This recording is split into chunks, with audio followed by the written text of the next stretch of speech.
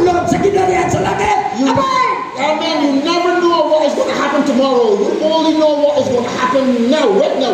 Wala kita masayon kung unsa matabuok ma ang aton importante karon nga adlaw.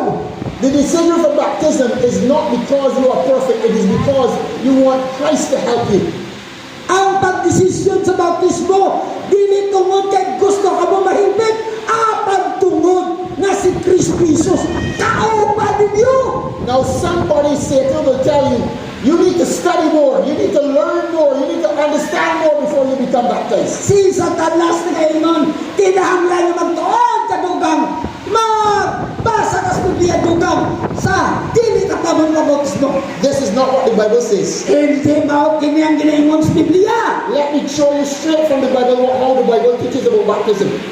Hinumdumi ang itudlo sa Biblia bahin sa bautismo. In the book of Acts, Acts chapter 8, verse 36 to 39, Sa Buhat Kapitulo 8, versikulo 36 hanggang 39. there was an Ethiopian eunuch. He was reading from the scriptures.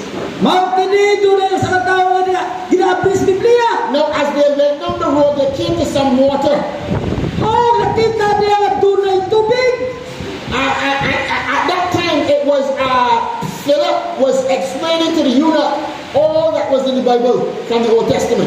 Og ang yunuko ginaesplikaran ni Filipi bahin sa nasulat sa Biblia.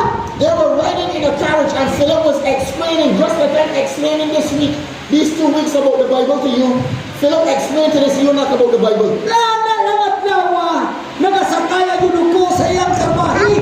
Og nakumbag sa Filipi, gitudluan siya sa sinulatan sa Biblia. It wasn't 10 months, it wasn't 10 years, it was just a ride in a carriage. He was reading the Bible. Wala kinigitudlo ni Filipi. Diyos at Diyos, pulo bulan, pulo katuig, apan niya na lang ang lawa. And just like you, he felt impressed to be baptized, the Ethiopian eunuch. Apan sa nakakita siya sa tubig, mingon siya kang Filipi. And when they saw some water, he asked. They came to some water, he asked, what hindereth me from becoming baptized? Og sa diha, naging na niya sa Filipi. O nakakita ko sa tubig, unsa pa may makabalapag na ako dili magpabautismo. And this is what Philip said. This is important. If you believe with all your heart, you may become baptized. Og mao kini tubag ni Filipi, kung ikaw nagatuo, karon tayo magpabautismo. Amen. My friends tonight, do you believe with all your heart that Jesus Christ is your Savior?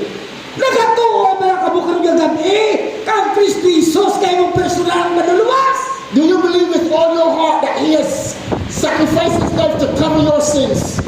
Nagatuo ba ka mo na si Kristo Jesus nagbalansan sa krus ng sakripisyo alang kanimo aron mapatawad ang imong mga sala? Do you believe with all your heart that He will impart